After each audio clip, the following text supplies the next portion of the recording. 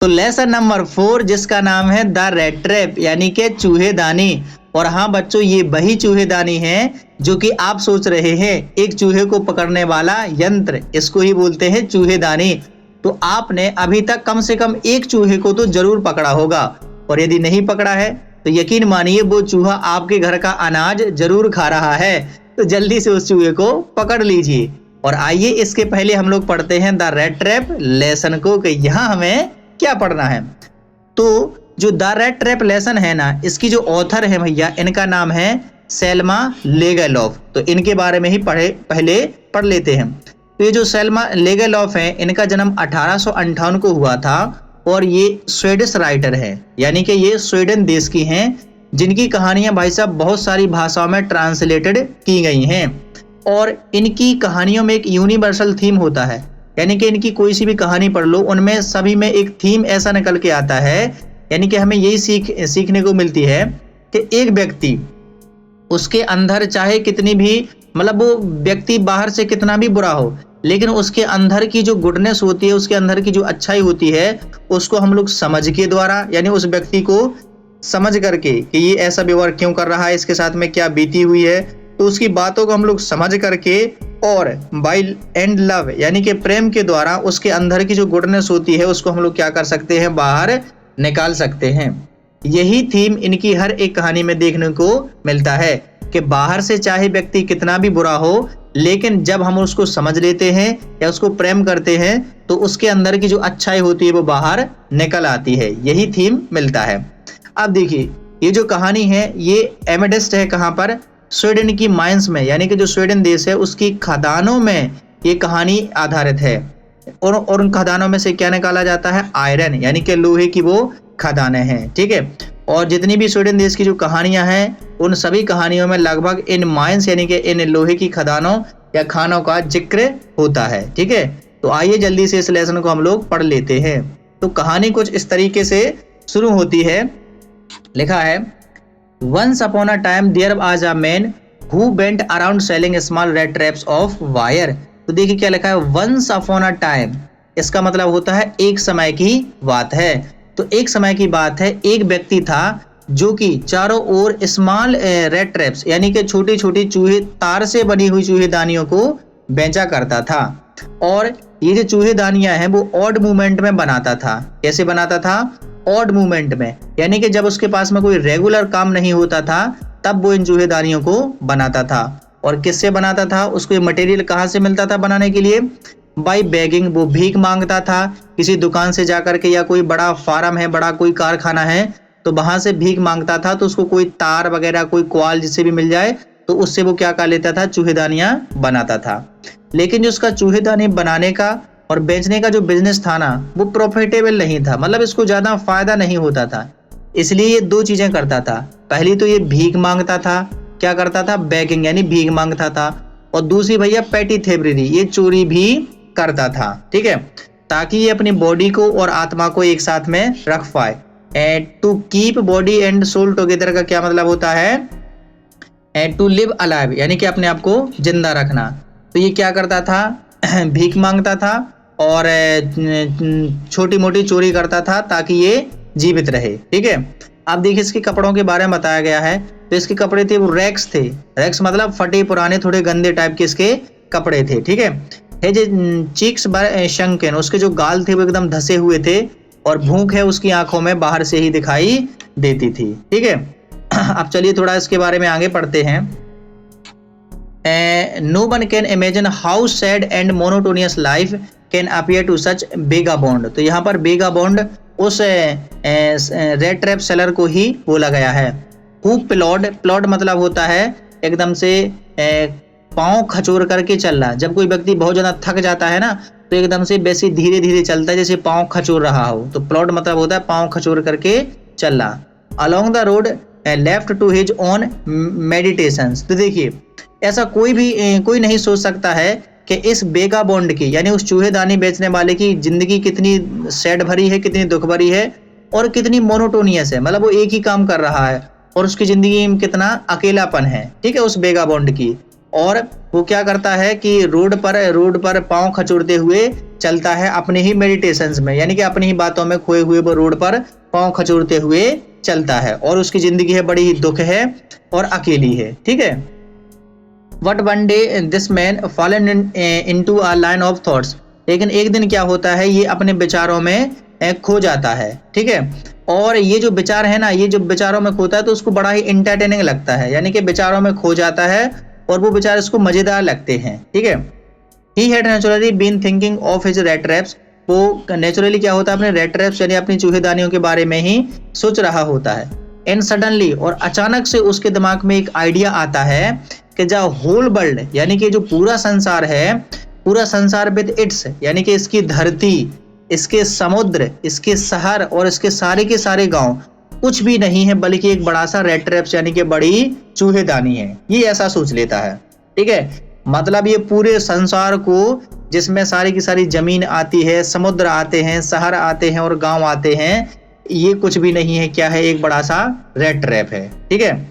और it had never existed for any other purpose than to set bits of for people। तो bets का मतलब होता है यहाँ पर चारा। क्या होता है बेट्स का मतलब यहाँ पर? चारा। ठीक है। चारा यानी कि जैसे किसी चीज को पकड़ने के लिए अपन उसको जाल बिछाते हैं, तो वही बेट्स मतलब चारा। तो वो बोलता है कि ये जो संसार है ना, ये इसके लिए नहीं है कि मतलब ये अच्छा हो, बल्कि इसके लिए है कि लोगों को चारा देता है। यानी कि जो संसार है वो केवल इसके लिए ही है कि ये लोगों को चारा दे रहा है। अब ये कैसा चारा दे रहा है तो देखिए जरा, वो बोलता है it offered riches and joys, shelter and food, heat and clothing. ये संसार हमें किस चीज का चारा देता है? जैसे कि अमीरी, खुशी, आवास यानी कि शेल्टर यानी कि रहने के लिए जगह, खाने की, हीट यानी कि गर्मी की, क्लॉथिंग यानी कपड़ों की, इन सब का हमें ये संसार क्या देता है? चारा। अब किस तरीके का चारा? Exactly as the red trap offered cheese and pork. Pork का मतलब होता है सुअर का मांस। And as soon as anyone let himself be tempted to touch the bit it closed in on him and then the everything came to end. तो देखिए ये बोल रहा है कि जैसे जो चूहेदानी होती है, क्या होती है? एक चूहेदानी होती है और उस चूहेदानी में हम लोग क्या रखते हैं? चीज यानी कि पनीर रखते हैं और सुअर का मांस रखते हैं, ताकि यहाँ पर चूहा आए और वो चूहेदानी में फंस जाए और फिर हम उसको पकड़ करके मार करके बाहर फेंक दें। ठीक उसी तरीके से जो संसार है वो हमें अमीरी का, खुशी का, अच्छी जगह पर रहने का, खाने का और कपड़ों का लालच देता है और हम इसमें ही फंस जाते हैं और सब कुछ फिर एंड हो जाता है। ठीक है। ऐसे ये समझा रहा है। चलिए आगे मैं इसके लिए कलर चेंज कर लेता हूं बेहतरीन सा, बस आपके लिए मेरे प्यारे बच्चों।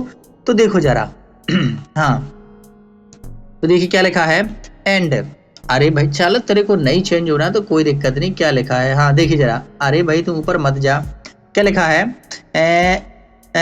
The world had of course never been very kind to him. और जो संसार था वो मतलब उसके ऊपर कभी भी दयालु नहीं हुआ। दयालु नहीं हुआ कहने का मतलब है कि संसार ने उसको कभी भी अच्छे तरीके से ट्रीट नहीं किया, उसका कभी ख्याल नहीं रखा।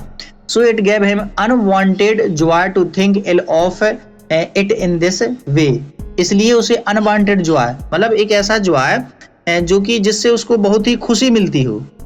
तो जब वो लोगों के बारे में इल यानी कि लोगों के बारे में जब वो इस तरीके से बुरा सोचता था ना, तो उसको बहुत ही वो अनवांटेड जॉय मिलता था, यानी उसको बड़ा मजा आता था लोगों के बारे में बुरा सोचना कि ये लोग है ना, ये एक बड़ी सी चूहेदानी में फंस रहे हैं, ये संसार है, ये कुछ भी नहीं है, बड़ी चूहेदानी है। ऐसा सोचने में उसको बड़ा मजा आता था। ठीक है। इट बिकेम क्या लिखा है? Cherry said pass time.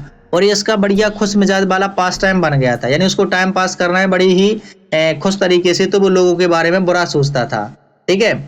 During many daily ploddings to think of people he knew who had let themselves be caught in the dangerous snare and of others who will still circling around the wet। तो देखिए वो पाँव बढ़िया से खचोड़ते हुए यानी प्लॉडिंग करते हुए और लोगों के बारे में सोचता था, उन लोगों के बारे में जो इस खतरे में पहले से पकड़े जा चुके हैं, यानी कि जो चूहेदानी में फंस गए हैं और जो उसी चूहेदानी के चारों ओर उस चारे को देख करके घूम रहे हैं।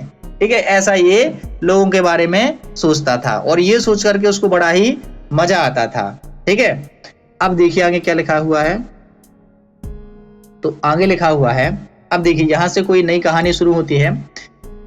एक अंधेरी शाम को, ठीक है, जब वो ट्रोडिंग करता हुआ जा रहा था, मतलब चलते हुए सड़क के किनारे वो वही खचोर खचोर के चलता हुआ जा रहा था। ठीक है, तो वो क्या होता है, उसको वहीं पर साइड यानी कि वो देखता है कि लिटिल ग्रे कलर की कॉटेज यानी कि छोटा सा एक घर देखता है वहीं सड़क के किनारे। तो वो वहां जाकर के उस कॉटेज यानी उस छोटे से घर में वो नॉक करता है दरवाजे में और बोलता है कि मुझे एक रात यहाँ पर जगह दे दीजिए रहने के लिए, मतलब वो एक रात रुकने के लिए परमिशन मांगता है। तो नॉरबाज ही रिफ्यूज, तो उसको मना नहीं किया गया।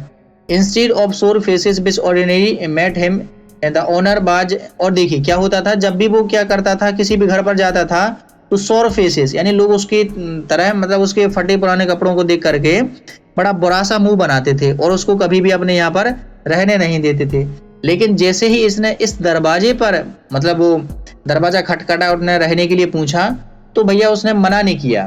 ठीक है, जो उस घर का जो ओनर था ना, ठीक है, वो एक बूढ़ा आदमी था, उसकी ना तो वाइफ थी और ना ही बच्चे थे, इसलिए वो खुश था कि कोई ना कोई उसके बात करने के लिए अकेलेपन में आ गया है। तो अब आप समझ सकते हो कि मतलब उस बूढ़े व्यक्ति ने उसको क्यों मना नहीं किया कि तुम चलो मेरे घर पे नहीं रह सकते, तुम फटे मटे पुराने, मतलब तुम, उसने मना नहीं किया। क्यों नहीं किया? क्योंकि ना तो उसकी, पहली बात तो वो बूढ़ा था और दूसरी बात ना उसकी पत्नी थी ना बच्चे थे। तो इस बात के लिए वो खुश हो गया कि चलो कोई तो है मेरे अकेलेपन में, कोई तो मेरे साथ में आ गया। ठीक है, तो उसने जल्दी से एक पोरीज यानी कि एक बर्तन, पोरीज यानी कि एक खिचड़ी का एक बर्तन चढ़ाया आगे पर और उसने शाम का खाना बनाया।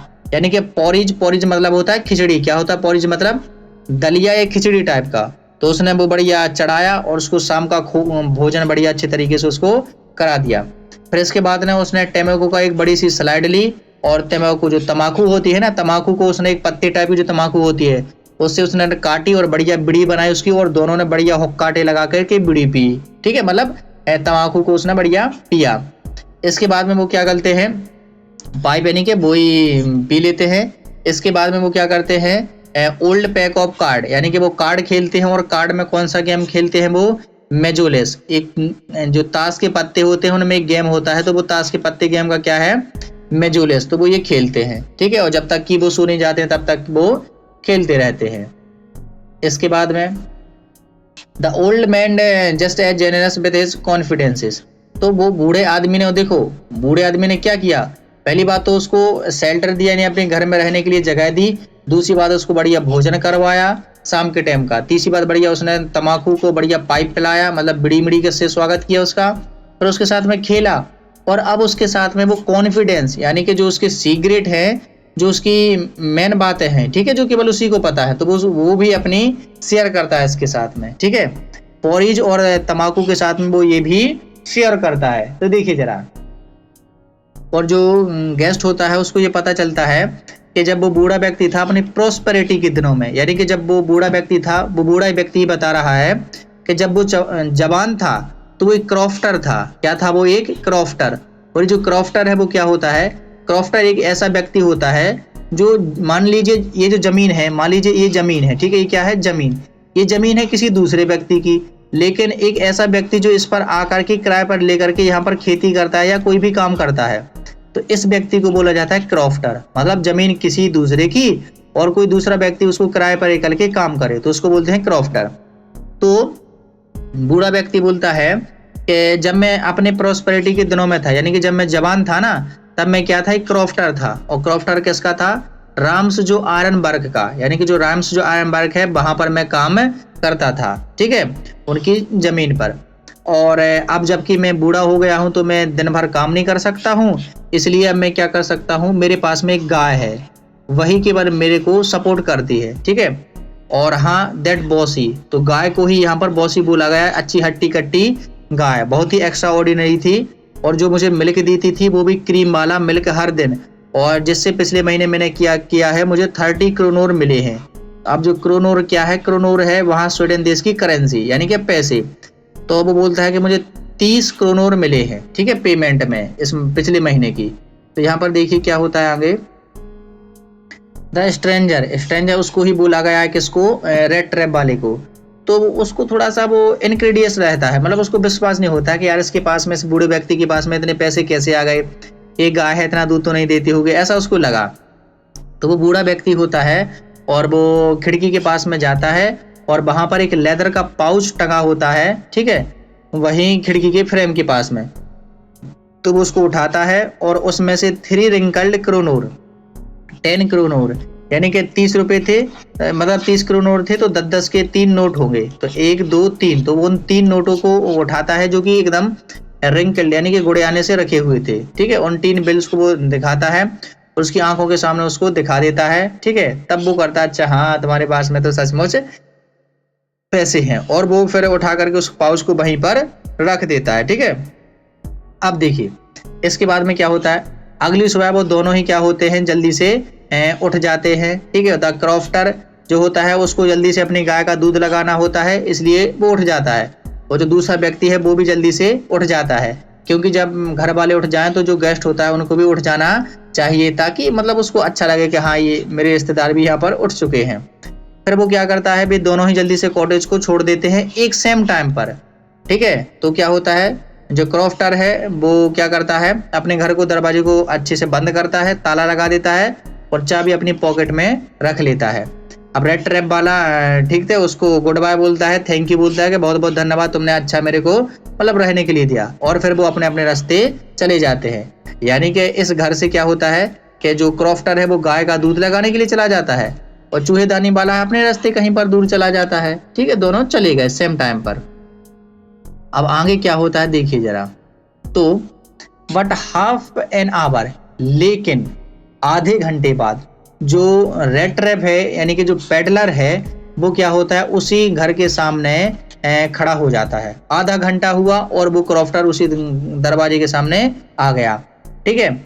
और he did not try to get in, उसने घर में अंदर जाने की कोशिश नहीं की, ठीक है। ही ओनली, वो केवल विंडो के पास में गया और उसने विंडो के कांच को तोड़ दिया, ठीक है। जो विंडो मतलब जो खिड़की का कांच था उसको बढ़िया, खिड़की के कांच को उसने तोड़ दिया, और उसके हाथ में बढ़िया वो ओल्ड पाउच लगा, उसने वो बढ़िया वो पाउच उठाया जिसमें वो 30 क्रोनोर थे, और उन क्रोनोर को उसने अपनी जेब में ठूंस लिया, ठीक है। मतलब वो पैसे निकाले उसने 30 क्रोनोर और उसको अपनी जेब में ठूंस लिया, और फिर वो लेदर का पाउच है वहीं पर जल्दी सावधानी से टांग दिया जिस जगह पर वो टंगा था, और वहां से निकल करके चला गया। भैया ये देख रहे तुम, ठीक है। मतलब ये क्या किया इसने, तो यहाँ पर क्या किया, विश्वासघात किया। जिसने उसको खाना खिलाया, उसको घर में रखा, उसी के घर इसने चोरी कर ली, ठीक है। क्योंकि इसकी तो आदत थी और आपको पता चल गया हो कि इसीलिए बोल रहा था कि मुझे वो दिखाओ दिखाओ, मैं नहीं मानता कि तुम्हारे पास में है ना, इसीलिए कि इसको पता तो चल जाए कि कहाँ पर रखे हैं वो। आगे है, जब वो पैसों के साथ में चल रहा था तो his pocket felt quite please with his smartness, तो वो अपनी स्मार्टनेस पर, अरे मैंने उसके पैसे चुरा लिए, वो बहुत ही अपने आप पर खुश हो रहा था, ठीक है। अब उसने ऐसा रियलाइज किया कि मुझे मतलब जो पब्लिक हाईवे है, मेन रोड पर है, मुझे नहीं जाना चाहिए पब्लिक हाईवे पर, ठीक है, क्योंकि मैं पकड़ा जाऊंगा। इसलिए उसने दूसरा रास्ता ले लिया, ठीक है। बुट्स यानी कि जंगल वाला उसने रास्ता ले लिया, जंगली एरिया वाला उसने रास्ता ले लिया। तो पहले कुछ घंटे में तो बढ़िया, वो कोई डिफिकल्टी नहीं हुई, बढ़िया जंगल में चलते गए, चला जा रहा है। लेकिन जैसे ही क्या हो रहा था, डे इट बिकम वर्स, मतलब जो बाद में जो दिन है वो बेकार सा होने लगा उसके साथ में। क्यों होने लगा, क्योंकि जो जंगल था ना वो बहुत ही बड़ा जंगल था, बहुत ही बड़ा और बहुत ही कंफ्यूजिंग जंगल था, और वो इस जंगल में ही हैड गॉटन इनटू, और वो इस जंगल में घुस गया था, ठीक है। अब उसको पता नहीं चल रहा था कि मैं कहाँ जा रहा हूँ। He try to be sure to walk in definite direction, तो उसने सोचा कि चलो मैं एक दिशा में चलता हूँ, ठीक है, तो मैं सीधा बाहर ही पहुंच जाऊंगा। क्योंकि जो रास्ते थे ना वो इधर उधर इतने आगे पीछे से मुड़ करके आते थे, इतने अजीब से, इतने अनजाने से रास्ते थे कि वो कहीं भी जाता था और लौट करके वो एक ही जगह पर आ जाता था, ठीक है। और अंत में उसे ऐसा रियलाइज हुआ कि भैया अब वो तो क्या है कि चलते हुए जा रहा है लेकिन सेम पार्ट में उसी जंगल में घूम रहा है, ठीक है। ऐसे बहुत, देखिए ये जंगल है, इसमें बहुत सारे पेड़ हैं, अब वो कहीं से भी जाता होगा इसमें तो वो उसी में एक ही जगह में आकर के रुक जाता होगा, क्योंकि कहीं रास्ता ही नहीं मिल रहा है, बहुत घना जंगल है। और आगे देखिए अब क्या होता है, all at once he recalled his thoughts about the world of red trap, अब उसको वो अपने ही विचार याद आते हैं कि चूहेदाने चूहेदानी वाले कि संसार कैसा है, एक बहुत बड़ी चूहेदानी है, उसको यही विचार अपने याद आते हैं। और अब उसका ही समय आ गया है, ठीक है। वो कैसे मतलब उस चारे के पीछे भागता है, वो कैसे बेवकूफ़ बन जाता है और फिर वो इस चूहेदानी में फंस गया है। अब यहाँ पर बेट यानी चारा क्या था, तो वो 30 रुपये यानी कि 30 करोड़, ठीक है।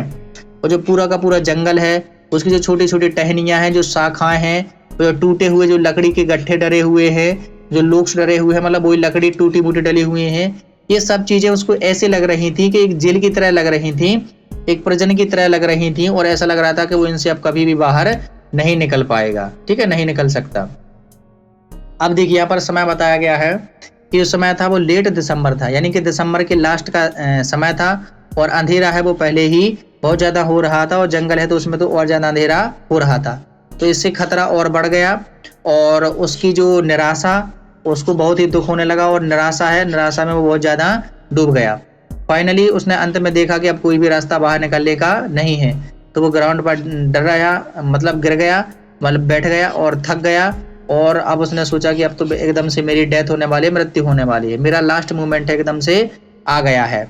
लेकिन जैसे ही वो अपना सिर जमीन पर रखने ही वाला था, तब उसने एक आवाज़ सुनाई दी उसको, रेगुलर थम्पिंग, यानी कि मतलब वो थम धम धम धम धम ऐसी आवाज़ आ रही थी। तो इसमें कोई भी डाउट नहीं था कि ये जो आवाज़ थी वो उसकी जानी पहचानी थी। उसको ऐसा महसूस हुआ कि ये कोई और आवाज़ नहीं है, ये हैमर स्ट्रोक्स है, यानी कि हथौड़े की ठोकने की आवाज़ है। अब उसको पता चल गया कि हथौड़े की ठोकने की आवाज़ है, तो यहाँ पर कोई ना कोई एक मिल है। तो उसने सोचा कि वहाँ पर कोई ना कोई लोग जरूर होंगे, ठीक है। तो वो अपनी सारी ताकत को इकट्ठा करता है और उसी डायरेक्शन में जहाँ से आवाज़ आ रही होती है, उसी डायरेक्शन में वो खचरना प्रारंभ कर देता है, यानी कि उसी की तरफ चलने लगता है।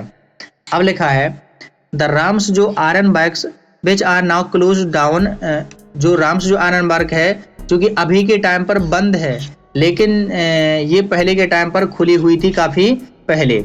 यहाँ पर एक लार्ज बहुत बड़ा प्लांट था, ठीक है, जिसमें स्मेल्टर रोलिंग मिल लगे हुए थे। स्मेल्टर यानी कि जो लोहे को पिघलाते हैं वो लगे हुए थे, लोहे को लुढ़काने वाली मिल लगी हुई थी, और लोहार खाना था, यानी कि लोहे का काम यहाँ पर अच्छे तरीके से होता था।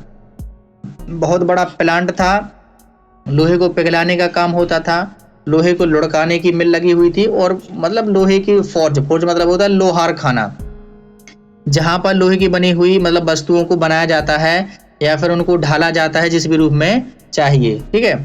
तो ये क्या था, the summer time long lines of heavy loaded bars and scows slide down the canal which led to the large inland lake. अब देखिए समर टाइम में यानी कि गर्मियों के टाइम में इस राम्स जो आयरन बार्क में क्या होता था कि बड़े बड़े जहाज होते थे, जहाज मतलब बड़े बड़े नाव होते थे, जिनको बैगेज और इसको स्काउ बोला गया है। क्या बोला गया है, बैगेज और स्काउज, ये बड़ी बड़ी नाव होती थी। इन नाव पर लाद करके बड़े बड़े लोहे को ले जाया जाता था, हैवी लोड होता था। तो ये जो दो नाव के नाम लिखे हैं, और इन नाव पर बड़े बड़े लोहे को ले जाया जाता था एक कैनल के थ्रू, यानी कि वहां से एक नहर निकली हुई थी, उस नहर में ये नाव चलती थी और वहीं से लोहे को एक जगह से दूसरी जगह पर ले जाए जाते थे। लेकिन विंटर टाइम में, सर्दियों के टाइम में, ये जो नहर होती थी उसका पानी जम जाता था, इसलिए क्या होता था, रोड के द्वारा है इस लोहे को ले जाया जाता था। और जब रोड से ले जाते थे तो रोड पूरा का पूरा काला हो जाता था कोयले की डस्ट से, ठीक है, जो चारकोल होता था वो सड़क पर गिरता था, तो उसकी वजह से पूरा का पूरा सड़क है वो काली हो जाती थी, ठीक है। अब आगे क्या लिखा है, during one of the long dark evenings just before Christmas के एक दिन पहले ही, ठीक है, the master Smith and his helper. तो मास्टर स्मिथ, अब यहाँ पर दो लोग आ गए हैं, ठीक है। ये राम्स जो आयरन बार्क का बता दिया है कि वो मतलब अभी बंद है, लेकिन पहले के टाइम पर चालू थी। गर्मियों के टाइम पर कैसे वहाँ से लोहे को ले जाते थे, और विंटर के टाइम पर कैसे ले जाते थे। अब एक क्रिसमस के एक दिन पहले की बात है कि मतलब जब वो पेडलर वहां पर है, वो चूहेदानी वाला है, तभी की बात है, ठीक है।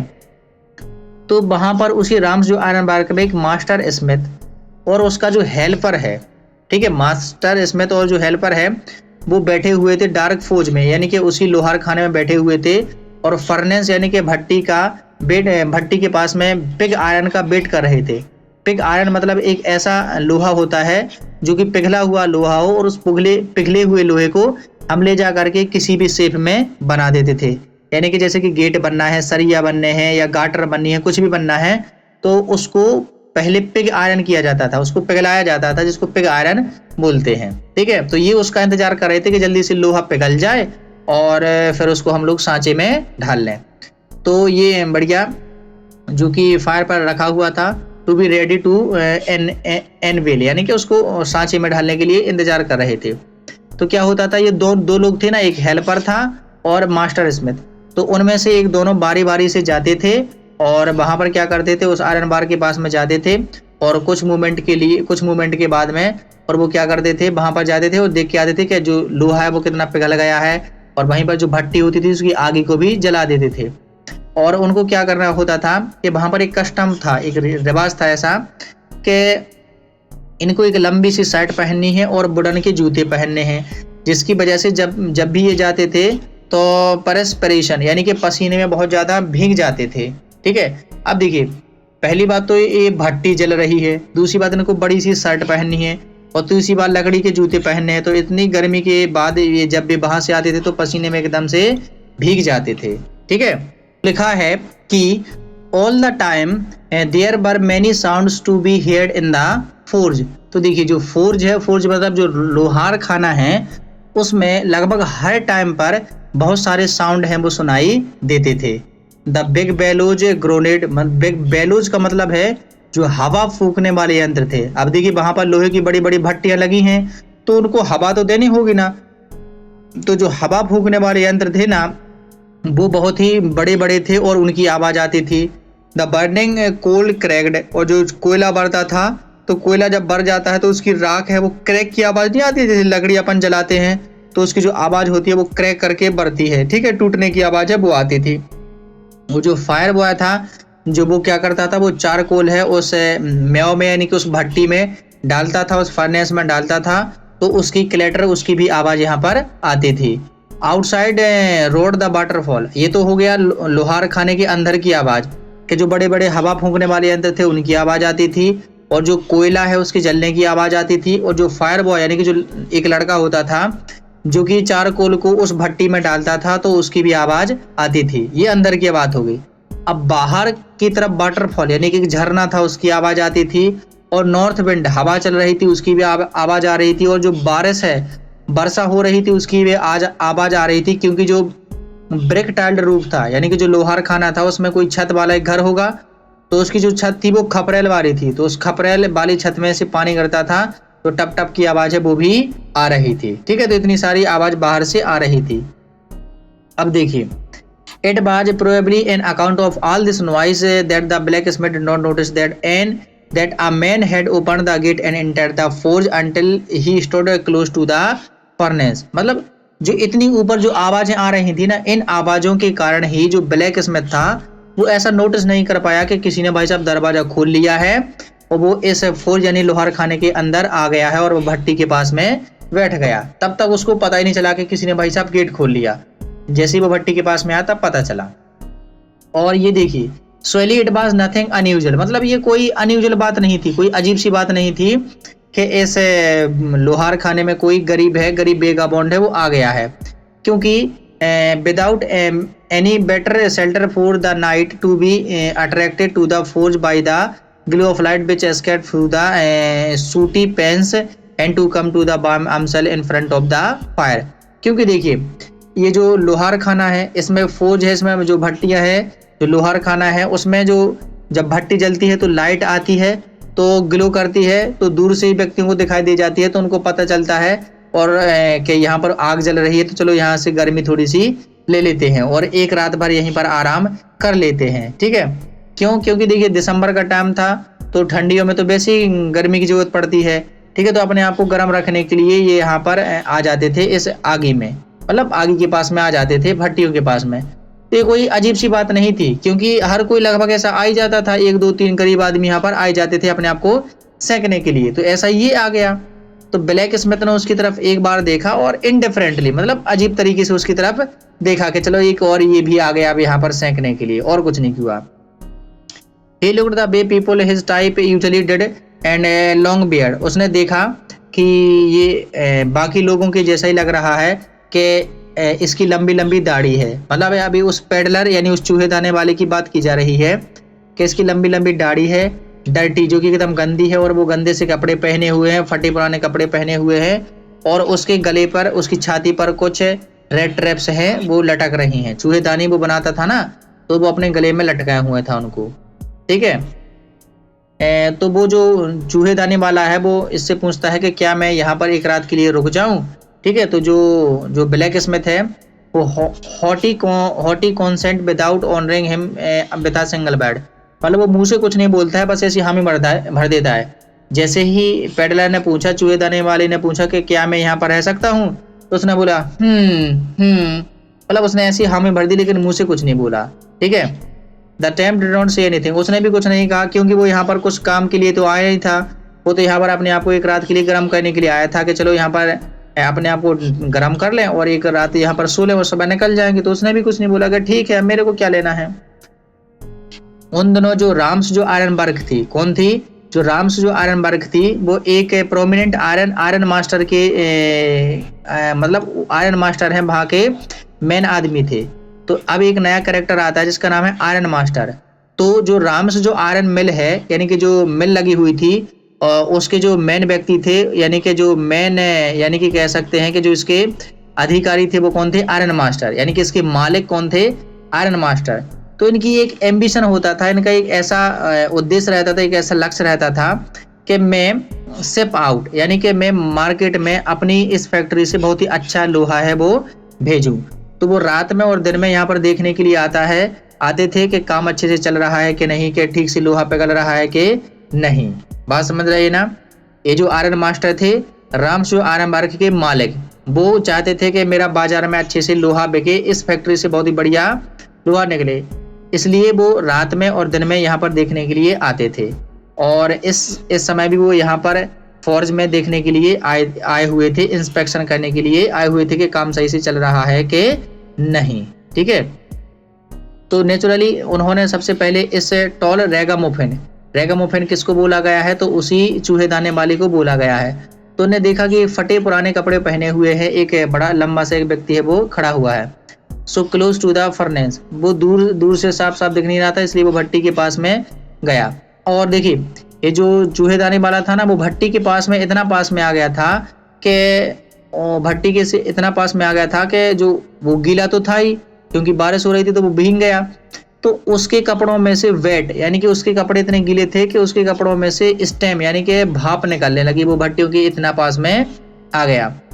तो आयरन मास्टर हैं, उन्होंने ब्लैक स्मिथ के जैसा नहीं किया, मतलब उसको इग्नोर नहीं किया कि चलो एक व्यक्ति आ गया है, चलो हटाओ इसको, छोड़ो, ये तो यहाँ पर केवल गर्म करने के लिए आया है और रात भर रुकेगा और सुबह निकल जाएगा।